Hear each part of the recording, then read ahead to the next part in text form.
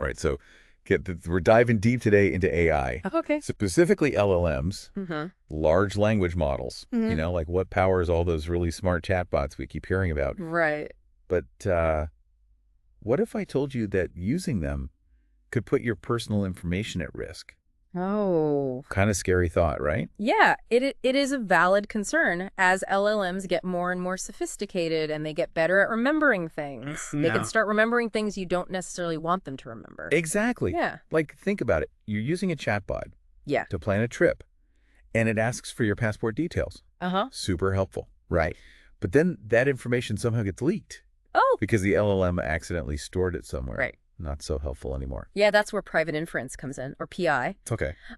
It's a way for LLMs to work with your data without actually seeing it. Okay. So think of it like this PI lets the AI do its calculations on encrypted information, like it's working inside a locked box. Oh, so the AI is working blind in a way. Yeah, exactly. But wouldn't that slow things down? Like encryption always seems to take forever. You're not wrong. PI can be slow because of the way LLMs are built. They use these super complex calculations called nonlinear operations. Okay. And they don't play nicely with encryption. But there's a really cool solution we're going to unpack today. Okay. It involves this concept of entropy.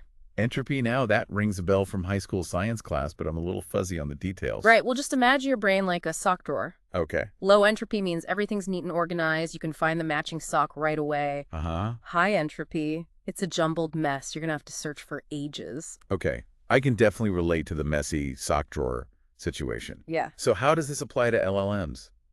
Well, think of an LLM's attention as its ability to focus on the important information Okay. in the text that it's processing. Mm-hmm.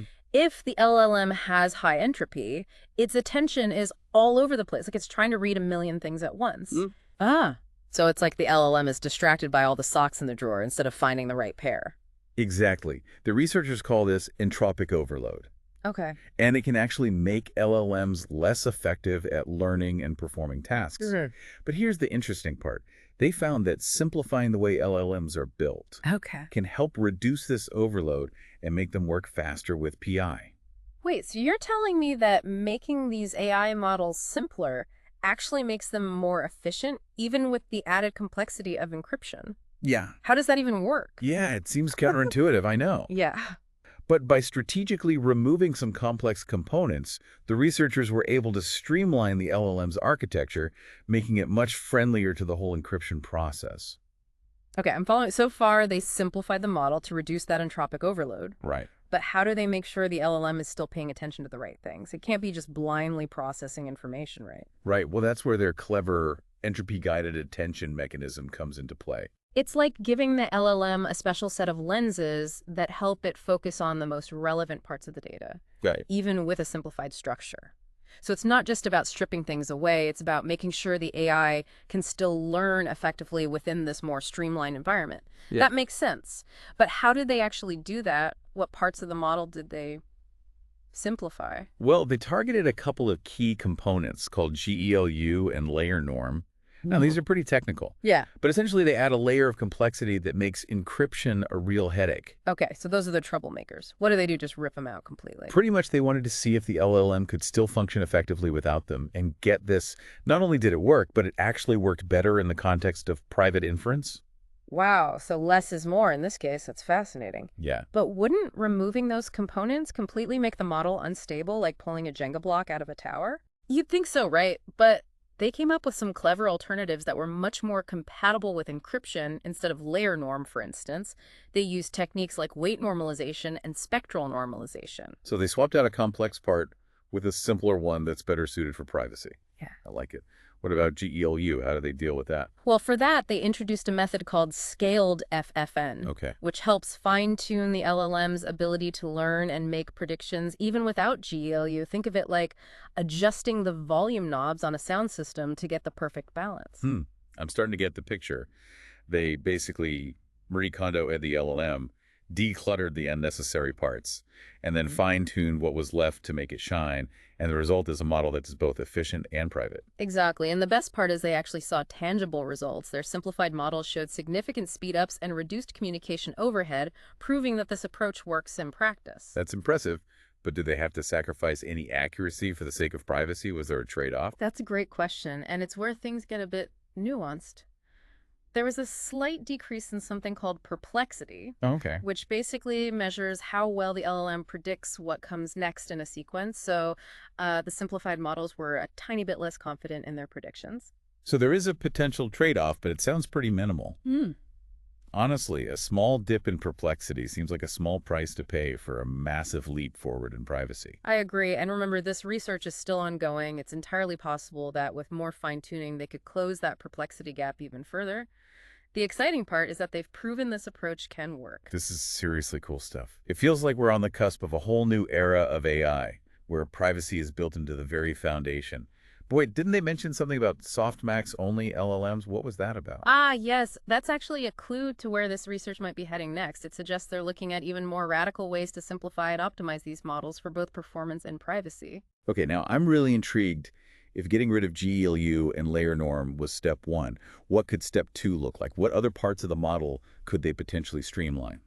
That's the million-dollar question, isn't it? This research has opened up a whole new world of possibilities. My mind is racing with all the potential applications. But before we get too carried away, I remember you mentioned earlier that this research focused specifically on decoder-only LLMs, like the ones used in chatbots. What about other types of LLMs? Could this approach work for them too? That's a great question, and one I was hoping you would bring up. It would be amazing if this approach could be applied to other types of LLMs. Well, let's consider a specific example, encoder-decoder models, Okay. the kind used in machine translation. Yeah. Imagine translating a confidential document, Yeah. like a medical record or a financial report. You'd want to be absolutely sure that your data stays private during that translation process, right? Absolutely. It would be a nightmare if sensitive information got leaked because of a security flaw in the translation system. Exactly. Now, these decoder models rely heavily on attention mechanisms. Right. Just like the decoder-only LLMs we discussed earlier, the encoder focuses on understanding the source language, while the decoder focuses on generating the translation in the target language. So if attention is the key to both the power and potential privacy vulnerabilities of LLMs, Right. could applying this simplification approach to encoder-decoder models make machine translation more secure? It's a fascinating possibility theoretically if we could streamline those models and incorporate techniques like entropy-guided attention. Yeah. We might be able to make machine translation both more efficient and more private. Wow, that would be a game changer for so many industries.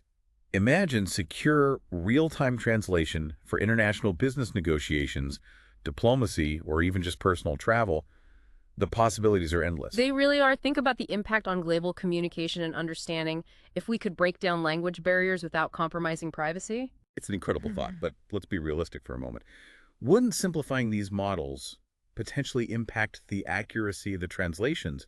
Could we end up with clunky or even inaccurate translations in the pursuit of privacy? That's a valid concern, and it's something researchers would need to investigate carefully. There's always a possibility of trade-offs when you're optimizing for multiple factors. Remember, though, even with the decoder-only models, the researchers were able to mitigate some of the potential accuracy loss with clever techniques. It's about finding that sweet spot between efficiency, privacy, and accuracy. It sounds like this research has opened up a whole new avenue of exploration in the field of AI.